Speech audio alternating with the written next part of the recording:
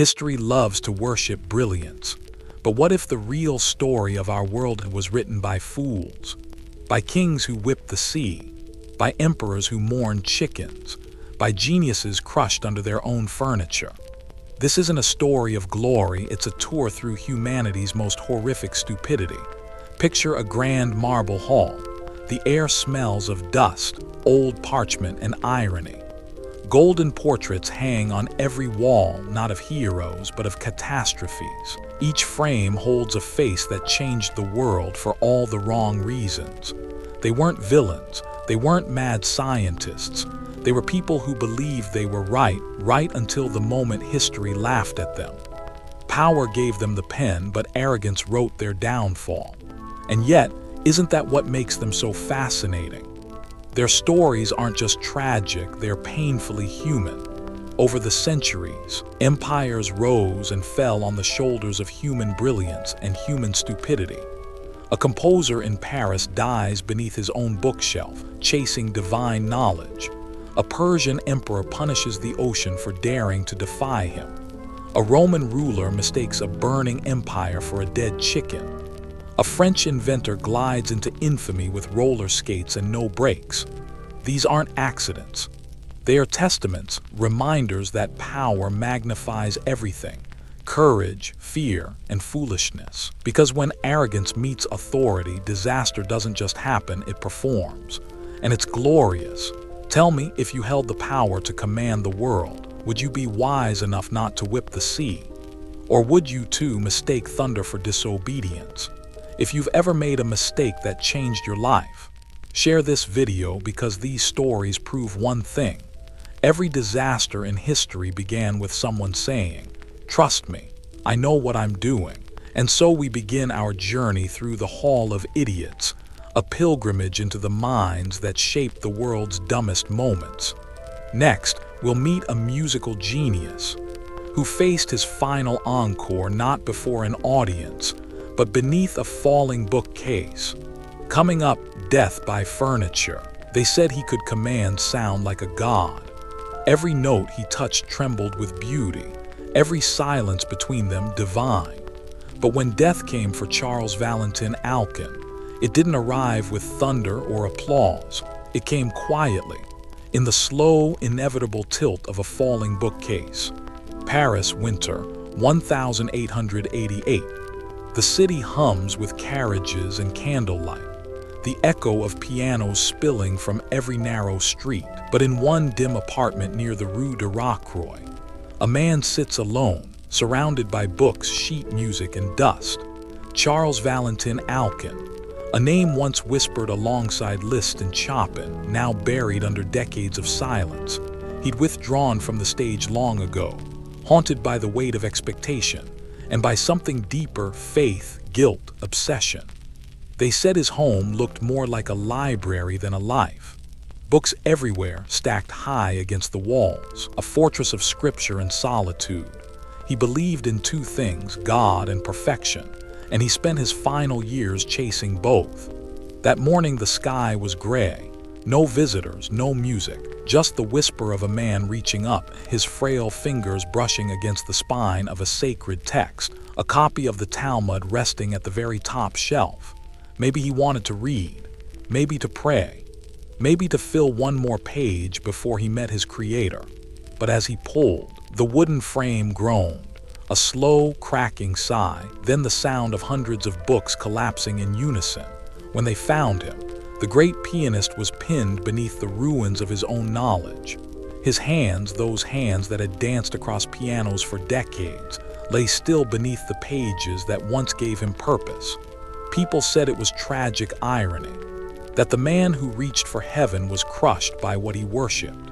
But others whispered something softer, that maybe, just maybe, Alkin didn't die by accident. Maybe he found peace under the weight he had carried all his life. So what do you think? Was it fate, foolishness, or faith? If you've ever reached too high chasing something sacred, share this story. Because maybe the lesson isn't about how we die, but how we live beneath the things that define us. Alkin's story reminds us that sometimes the pursuit of perfection becomes its own collapse. But if you think that's tragic, Wait until you meet a ruler whose arrogance made him strike the sea itself. Up next, the king who whipped the sea. He ruled an empire so vast it swallowed nations whole. A god among men, or so he believed. But when the sea defied him, he declared war on water, and with every lash of the whip, he proved one truth that history never forgets: power and madness often share the same crown. It was the year 480 before Christ. The Persian Empire stretched from Egypt to India, a civilization built on gold, fear, and divine authority. At its heart stood King Xerxes I, a man who believed the world itself bent to his will. He was tall, fierce, and wrapped in the confidence of immortality. To his court, he wasn't just a ruler, he was chosen by the gods, the living bridge between heaven and earth. But the thing about believing you're divine is that one day something will remind you you're not. When Xerxes prepared to invade Greece, he ordered 2 massive floating bridges built across the Hellespont, a narrow strip of sea separating Asia from Europe. Tens of thousands of slaves and engineers worked under the blazing sun, tying ships together, laying wooden planks, creating a highway across the water for his endless army. It was a feat so ambitious, even the gods might have raised an eyebrow. But nature doesn't kneel. A storm swept in from the Aegean, tearing the bridges apart like paper, scattering the wreckage into the waves. To Xerxes, it wasn't just destruction, it was defiance. The sea had dared to disobey him, and so he did the unthinkable. He ordered his soldiers to punish the ocean. 300 lashes, chains plunged into the waves, hot irons pressed against the surf. And as the water roared and foamed beneath the blows, the army shouted insults. Wicked water, barbarian sea.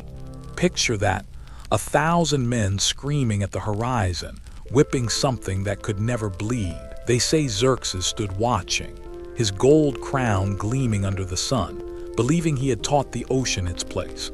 But the sea didn't care. It swallowed the ropes, washed away the scars, and whispered the only reply that mattered: silence. You tell me, was it madness or just pride without gravity? Because sometimes the more power we have, the smaller we see ourselves in the face of nature. If you've ever fought something far greater than you could control, share this story. A reminder that no crown can command the tide. The sea survived its punishment, but not every empire could survive its own stupidity. Because next we travel to Rome, a city burning under the rule of a man who cared less about an empire in flames and more about a chicken named Rome. Up next, the emperor and his chicken. The city was burning. Screams echoed through the streets of an empire that once ruled the world, and somewhere inside his marble palace, the emperor sighed in relief, not because his people were safe, but because his chicken was. This is not a metaphor. This is the moment Rome's greatest tragedy turned into its dumbest. Year 410 Anno Domini. The eternal city, Rome, once the center of civilization, was collapsing under the weight of its own arrogance. Barbarians marched through the gates. Fire spread through temples and homes, and the empire trembled like a dying colossus. Inside the imperial villa, Emperor Honorius waited. He was not the image of Caesar or Augustus. No iron will, no vision of destiny, just a man-child born into luxury, more in love with his pets than his people. He called his favorite chicken Roma. Not Rome the city, Rome the bird. And that somehow says everything you need to know. When the Goth army led by Alaric breached the city walls, a messenger raced to Honorius with devastating news. My lord, Rome has fallen. The emperor froze, his eyes widened, and then he sighed. Oh, thank the gods, he said. For a moment I feared my chicken had died. The court fell silent. The messenger stared in disbelief, and the empire that had conquered half the world finally learned what it meant to be ruled by a fool. While soldiers were slaughtered in the streets, Honorius paced his marble halls, feeding grain to his pet bird, unaware that his empire, the very idea of Rome, was collapsing outside his window. He was, in every sense, the emperor of apathy, a man so detached from reality that the fall of civilization itself was less important than the welfare of a chicken. The fall of Rome wasn't just the end of an empire, it was a warning written in flames. But the next story isn't about fire, it's about momentum. A man who dreamed of gliding into glory and instead crashed straight into a mirror. Up next, the man who invented roller skates and forgot the brakes. He wanted to glide into history, a man of music, movement, and brilliance. And for a few glorious seconds, he did, until genius met gravity, and both crashed spectacularly into a mirror. Paris, 1760s, the city of light, laughter, and invention. Every salon hummed with dreams of the future, flying machines, telescopes, musical marvels. And among these dreamers stood Jean-Joseph Merlin, a Belgian-born watchmaker and violinist, the kind of man who couldn't sit still, literally. He loved speed, rhythm, and spectacle. If life was a performance, he wanted to dance through it. So one day, as legend tells it, he built something that would change the world, or at least make it fall flat on its face. The world's first roller skates. It was supposed to be his grand unveiling, a masquerade ball filled with nobles, chandeliers, and the intoxicating scent of arrogance and perfume. Merlin arrived dressed in elegance, wearing his new invention, metal wheels strapped to polished leather boots. In one hand, he held a violin, in the other, destiny. The guests gasped as he rolled across the ballroom floor, bow dancing across strings, the music soaring, a living embodiment of grace and genius. But there was one small problem. Merlin had forgotten to invent one crucial thing, a way to stop. Momentum built, the crowd parted, and then the sound of disaster. He collided full speed into a towering floor-to-ceiling mirror. The glass exploded like thunder, shards raining down on silk gowns and powdered wigs. The violin shattered. The inventor lay in a pile of broken brilliance, his music, his pride, and his mirror all in pieces. The room fell silent, and then applause, because Paris adored drama, even when it was accidental. They called it tragic. They called it hilarious. But in that moment, Merlin had done something extraordinary. He proved that progress always bleeds before it shines. So what do you think, foolishness or foresight? Every innovation begins with one person brave enough to fall, and maybe that's what makes it human. If you've ever tried to build something before you were ready, share this story, because the first step of genius is almost always a stumble. Merlin's crash became legend, a symbol of brilliance meeting blind confidence. But if you think one man's ego could break glass, wait until you meet a king whose paranoia drowned 280 women. Up next, the sultan who drowned his entire harem. He ruled an empire of gold and silk, surrounded by beauty, loyalty, and fear.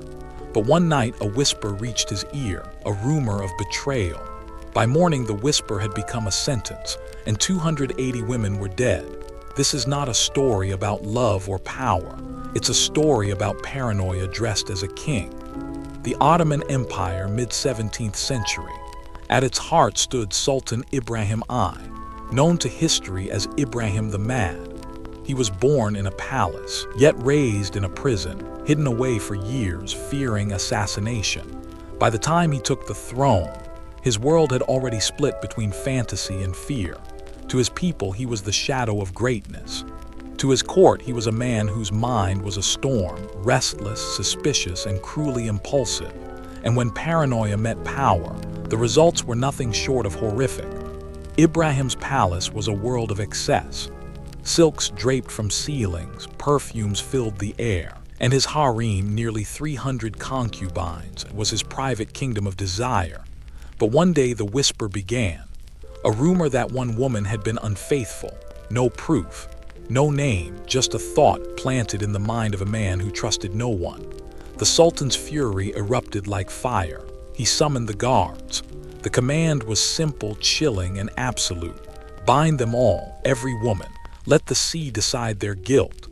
That night, under the cold light of the moon, 280 women, wives, mothers, lovers, were carried to the Bosphorus Strait, each one wrapped in silk, each one sealed inside a weighted sack.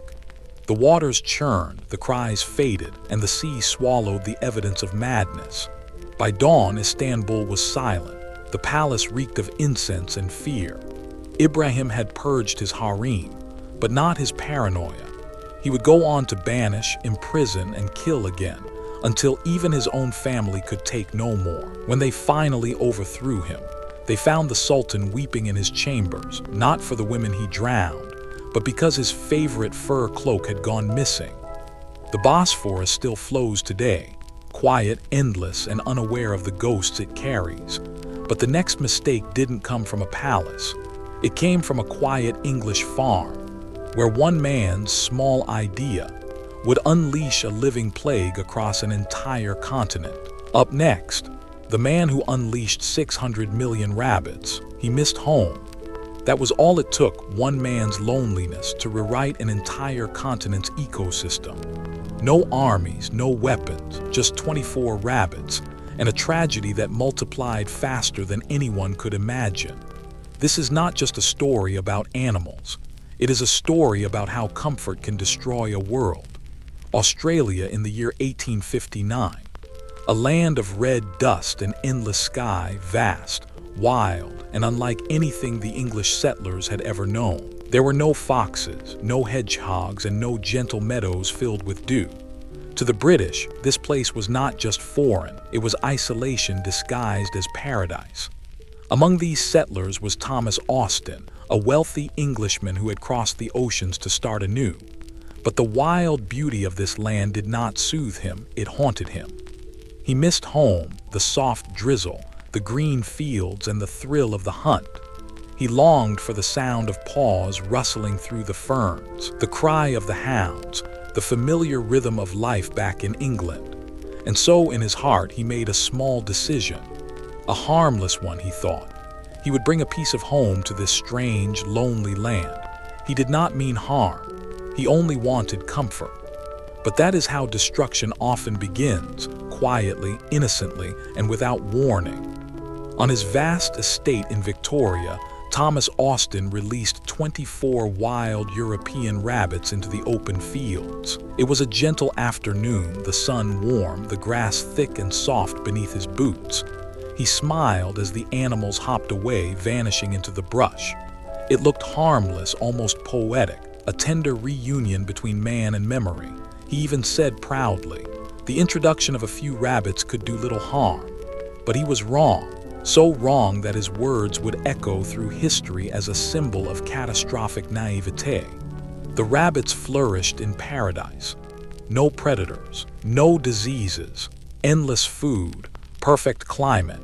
2 became 20, 20 became 200, and within a few decades they became hundreds of millions. An unstoppable tide of hunger, claws, and teeth. They devoured everything in their path. Crops, roots, and grasslands. Entire farms were reduced to dust. Native species vanished as food and shelter disappeared.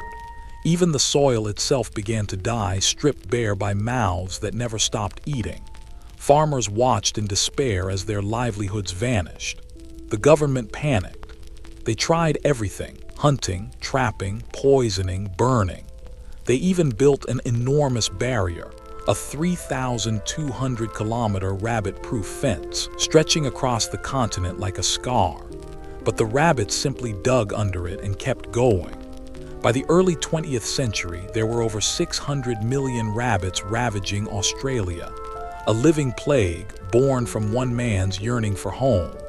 Thomas Austin never lived to see the disaster he unleashed. He died in comfort, surrounded by English flowers and servants, believing he had done something simple, something sentimental. But his legacy became one of the greatest ecological catastrophes in human history. All from 24 rabbits, all from one man's inability to live without the past. The rabbits conquered a continent, But across the world, another man's obsession would conquer the skies, not with wings of invention, but with birds born from poetry and madness. Up next, the man who filled America's sky with Shakespeare's birds. He loved poetry, he loved beauty, and he believed that if he could fill the skies of America with the same birds that once inspired Shakespeare, he could make the new world sing like the old one. What he actually made was a nightmare. This is the story of how one man's literary devotion turned into an ecological disaster that still darkens the skies today. New York City, in the year 1890. A city roaring into modernity, steel towers rising, steam hissing from the streets, and progress humming in every corner. But beneath that ambition was a longing for beauty, for the romance of art and poetry that the industrial age seemed to crush under its wheels. Among the dreamers of this era was Eugene Schieffelin, a wealthy American pharmacist, amateur naturalist, and lifelong admirer of William Shakespeare. He believed that Shakespeare's world was perfection, not only in words but in sound. The flutter of wings, the music of the countryside, the symphony of English birds. And in his heart, a strange idea began to grow, a mission that would make him famous and infamous for centuries. Eugene Schieffelin was a member of the American Acclimatization Society, a group dedicated to introducing European plants and animals into North America so that the New World might feel more like the old. But Schieffelin had a grander dream. He wanted to bring every bird ever mentioned by Shakespeare to American soil. To him, it was an act of love, a poetic tribute to the bard himself. In the spring of 1890, he opened several cages in Central Park, releasing around 60 European starlings into the bright morning air. They rose together, a cloud of feathers and sound, and for a moment the park seemed alive with art and history. But art cannot tame nature. Within a few years, the starlings began to spread, fast, aggressive, and unstoppable. They took over fields, towns, and skies, driving out native birds with sheer force of numbers.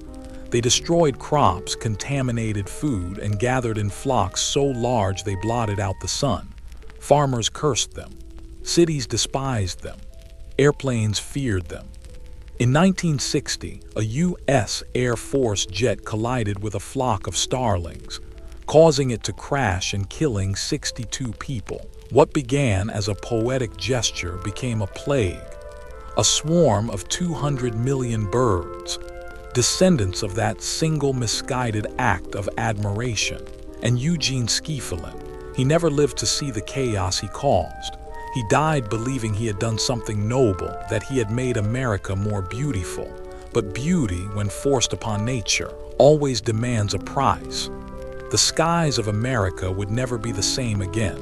But while one man filled the air with chaos, another, across the ocean, dug up the dead to put them on trial.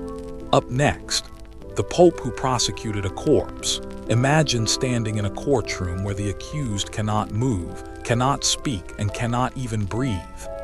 Yet his crimes are read aloud, his defense is shouted for him, and his sentence is absolute. This is not the beginning of a horror story. It is the true tale of the day a pope decided to put a dead man on trial. Rome, in the year 897, a city of incense and intrigue where the marble halls of the Vatican echoed not with prayers, but with whispers, whispers of betrayal, vengeance, and madness. The church, supposed to be the guardian of souls, had become a battlefield of power and corruption. Pope Stephen VI, a man burning with fury and insecurity, was haunted by the shadow of his predecessor, Pope Formosus.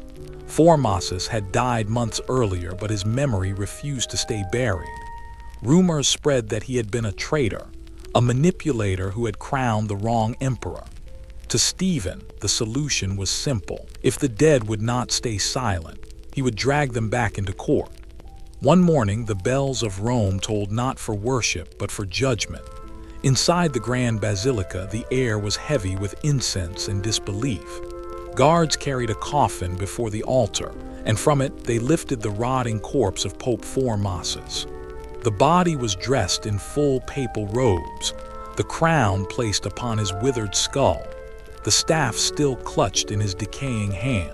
He was seated on a throne, propped upright like a grotesque parody of power. Pope Stephen sat opposite, alive, furious, trembling with both triumph and insanity. The trial began. A terrified young deacon was appointed as the defense attorney, forced to answer the judge's questions on behalf of the corpse. Do you deny the charges of perjury? Silence. Do you confess to your sins against the Holy Church? Silence. Each question echoed through the church like a curse. Every answer, or rather every absence of one, only deepened the spectacle. Finally, Pope Stephen rose from his seat. His voice thundered through the hall. You are guilty. You betrayed the throne of St. Peter. The verdict was predetermined. Formosus was condemned even in death. Guards stepped forward, tore the papal robes from his corpse, cut off the 3 fingers of blessing from his right hand, and dragged his body through the streets of Rome. The people watched in horror as the once holy pontiff was thrown into the river Tiber, his body vanishing beneath the dark water. It should have ended there, but the dead do not rest easily when wronged. Months later, a fisherman found the corpse washed up on the riverbank, and rumors began to spread. They said the body had not decayed. They said his eyes were open. They said God himself was demanding justice. Soon, an uprising began. Pope Stephen was seized, imprisoned, and strangled to death in his cell, the price of a man who tried to judge the dead. The trial of the corpse became one of history's darkest spectacles, proof that humanity's thirst for vengeance does not end with the grave. But far beyond Rome, another ruler would make an even greater mistake, one so arrogant it invited annihilation. Up next, the king who declared war on the ocean. He stood on the cliffs of Persia, staring at the sea that had just defied him. Waves crashed against the rocks, mocking his pride. And so, the King of Kings, master of a vast empire, did something no conqueror had ever done before. He declared war on the ocean. This is not a myth. It is a moment when absolute power drowned in absolute arrogance. The year was 480 BCE, and the world trembled beneath the feet of Xerxes I, king of the mighty Persian Empire. He commanded millions, stretched his power across continents, and believed himself touched by the divine. But even gods, or those who pretend to be, can lose patience with the sea. Xerxes had built 2 massive pontoon bridges across the Hellespont Strait, a grand plan to march his army into Greece and crush it beneath Persian boots. It was meant to be the symbol of unstoppable will, man mastering nature, empire mastering destiny. But the night before the crossing, a storm rolled in from the Aegean.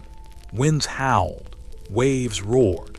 By morning, his magnificent bridges lay shattered, the remains drifting like bones across the water. To any sane ruler, it was a tragedy. To Xerxes, it was rebellion. The King of Kings stood before the sea, his fury boiling hotter than the desert sun. To him, the ocean was not an accident of nature. It was an enemy, a living force that had dared to defy its master. So he ordered a punishment, an execution, a spectacle so absurd it would echo through history. His soldiers were commanded to whip the water 300 times, each lash accompanied by insults shouted at the waves. Take that, you rebellious sea. Know your place before the great king. Then came the branding. Red-hot irons were plunged into the surf, hissing and steaming as if the ocean itself were being burned alive. The soldiers stood waist-deep in the water, beating the tide as thunder rolled in the distance, a grotesque theater of power and madness. And Xerxes, he watched from his throne, satisfied. To him, order had been restored. Nature had been humiliated. The sea had been taught a lesson. Yet the irony was cruel, because when the bridges were rebuilt and the invasion began, the ocean struck again, this time at Salamis, where the Persian navy was annihilated by the Greeks. The water that Xerxes had whipped became his empire's undoing. Arrogance blinds even the greatest of kings. When man forgets his place before nature, the waves always remember. If you believe that power without humility is destined to drown, share this story, and remember, the sea never forgets an insult. The ocean swallowed Xerxes' pride, but he was not the only ruler consumed by foolishness, because far to the west, a Roman emperor would mistake the fall of his empire for the death of his pet chicken. Up next, the emperor who mourned a chicken while Rome burned. Imagine an empire collapsing, flames rising, the city screaming, enemies breaching the gates. And in the palace, the emperor sighs in relief, not because his people are safe, but because his pet chicken is still alive. This is not satire. It is history and one of the most tragically ridiculous moments in human leadership. The year was 410 Anno Domini. For the first time in nearly 800 years, the unthinkable happened. Rome, the heart of the Western world, was under siege. The Visigoths, led by Alaric, had breached the walls. Smoke rose above the eternal city. Statues fell. Temples burned. 1,000 years of pride collapsed in a single night. But far away in Ravenna, a city of swamps, palaces, and safety, sat Emperor Honorius, ruler of the Western Roman Empire. He was not a great general. He was not a visionary. He was a man who cared deeply for one thing: a chicken. The story begins when a weary messenger arrived at the imperial court. His armor was torn, his voice trembling. He knelt before the emperor and spoke the words that would echo through history. Rome has perished. The court froze. The air turned heavy.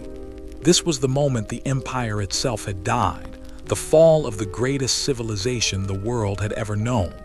Honorius paused. Then, to everyone's disbelief, he exhaled with visible relief and said, "But she was just feeding from my hand this morning." Silence. The messenger blinked in confusion. Then slowly it dawned on him. The emperor was not talking about the city of Rome. He was talking about his favorite pet chicken, which he had lovingly named Roma. When the misunderstanding was clarified that it was the empire, not the chicken, that had fallen, the emperor collapsed into grief, not for the city, not for the people, but for the idea that his pet might have died. While Rome burned, its emperor mourned poultry, and that, perhaps more than any invasion, symbolized the decay of an empire rotted from within, because by the time enemies reached its gates, Rome's spirit had already been conquered by apathy, ignorance, and the tragic comfort of delusion. Rome's emperor mourned a chicken, but across the sea in France, another genius of his time would meet a far stranger death, not in battle, not in glory, but beneath the crushing weight of his own bookshelf. Up next, the composer crushed by his own genius. He was a master of harmony, a man whose hands could summon heaven from ivory keys. But one day, as he reached for the word of God, the very weight of his own brilliance came crashing down. This is the tragic and absurd story of the composer who was killed by his own bookshelf. Paris, in the year 1875. A city alive with music, poetry, and revolution. The air was filled with waltzes, whispers, and dreams of immortality. And among the salons and concert halls lived a man named Charles Valentin Alcan, a French pianist, composer, and rival to the giants of his age, Chopin and Liszt. He was brilliant. He was eccentric. He was also deeply reclusive, a man who sought perfection not in applause, but in silence. They called him the ghost of the piano, for he could make the instrument sing like no one else and disappear just as easily. But even the quietest lives end with noise. Charles Valentin Alcan was not only a genius of sound, he was a man of faith obsessed with study. His home was lined floor to ceiling with books, ancient texts, musical manuscripts, and sacred volumes, among them the Talmud, which he studied daily. On a quiet afternoon, he stood in his study, bathed in the soft light of a Parisian dusk.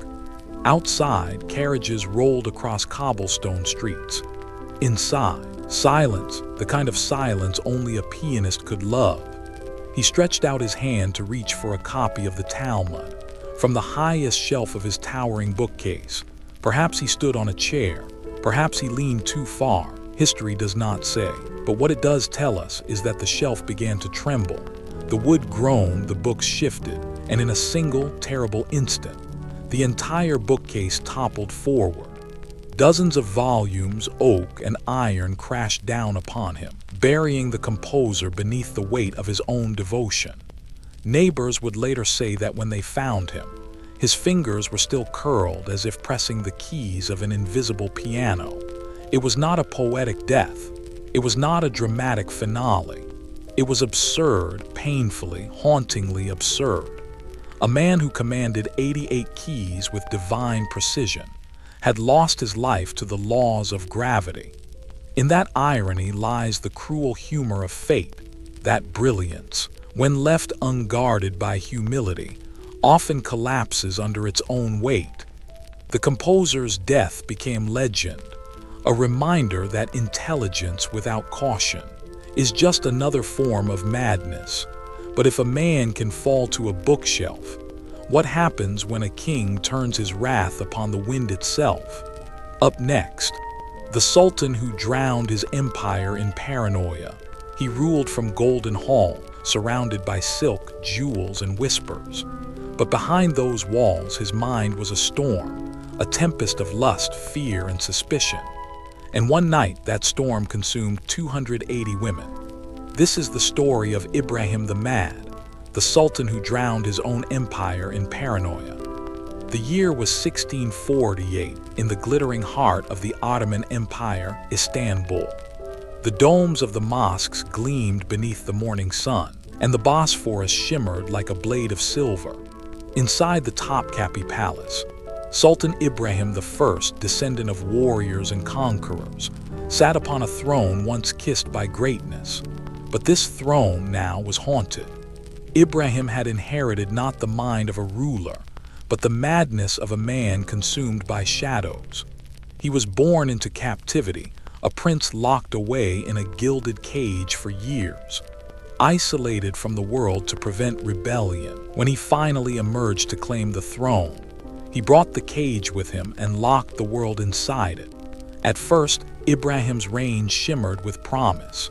He surrounded himself with luxury, furs from the north, pearls from the east, concubines from every corner of the empire. He was obsessed with pleasure, with indulgence, with the illusion of control. But pleasure has a way of turning to poison. They said he was fascinated by women, not for their beauty, but for their abundance. He filled his harem with hundreds of concubines, each a pawn in the game of his insecurity. Yet behind the opulence, fear festered. The Sultan began to see betrayal in every glance, treachery in every whisper. And then came the night when suspicion finally broke him. He became convinced, with no proof, no reason, that one of his concubines had been unfaithful. But how do you find one guilty heart among hundreds? You don't. You destroy them all. In a single monstrous order, Ibrahim commanded that all 280 women of his harem be bound in weighted sacks and thrown into the dark waters of the Bosphorus Strait. The waves swallowed them one by one, innocents vanishing into silence as the moon watched in horror. That night the empire lost more than lives. It lost its soul. When dawn came, Istanbul was still. The Sultan slept peacefully, his paranoia soothed by massacre. But the calm did not last. Within a year, the court turned on him. His ministers and soldiers, weary of madness, stormed the palace. The man who once drowned his empire in fear was now dragged from his chambers and strangled with the very silk cord used to bind his victims. The Sultan's empire sank under the weight of his paranoia. But centuries later, another man's mistake would destroy not a kingdom, but an entire continent's ecosystem, all because one hunter missed home. Up next, the man who unleashed 600 million rabbits on a continent. It began with one man, one dream, and 24 rabbits. He wanted to feel at home again, and instead he doomed an entire continent. This is not a fable. It is one of the most horrific ecological disasters in human history, born not from greed but from loneliness. The year was 1859. The British Empire stretched across the globe, vast, confident, unstoppable. And at its distant edge lay Australia, a raw, sun-baked land of dust and silence. It was a land both beautiful and cruel, where settlers longed for the green hills and gentle woods of home. One of them was a man named Thomas Austin, a landowner in Victoria, a man of wealth, nostalgia, and fatal naivety. He missed the hunt. He missed the English countryside, the thrill of chasing game through meadows. So, to make Australia a bit more like home, he ordered the import of a few familiar companions, 24 wild European rabbits. His words would echo through history. The introduction of a few rabbits could do little harm. Little harm. At first it seemed innocent, even charming. The rabbits hopped through Austin's fields, soft and harmless. Visitors smiled, children laughed. Nature seemed tamed, civilized. But within months, those few rabbits began to multiply. And within years, they multiplied beyond imagination. In a continent where predators were scarce and food was endless, the rabbits thrived. They devoured crops, stripped forests, and turned fertile soil into barren wastelands. By the turn of the century, their numbers had soared past 600 million. 600 million, born from 24. Entire farms were abandoned. Native species starved. The very earth seemed to move, rippling with waves of fur and hunger. It was a plague of innocence, a quiet apocalypse hopping across a continent. Desperate farmers built fences, massive barriers stretching for thousands of miles, but the rabbits simply burrowed beneath them. Poison, traps, disease, nothing could stop them. Australia, once the wild edge of the empire, had become a battlefield between man and nature, a war started by one man's homesickness. Thomas Austin never lived to see the true scale of his mistake. He died believing his little experiment had been a success. But historians would later call his act one of the most devastating ecological blunders in recorded history, a reminder that not all destruction comes from hate, some comes from longing. Australia's land was devoured by rabbits, but across the ocean another man's obsession would take flight, a man who loved Shakespeare so much. He tried to fill the skies of America with his birds. He succeeded, and the result was another catastrophe. Up next, the Shakespeare fan who invaded a continent's skies. It started as art, a love letter to poetry, but within a few decades that art turned into one of the greatest ecological nightmares in North America's history, because one man's obsession with Shakespeare would end up rewriting the sound of every dawn and killing millions along the way.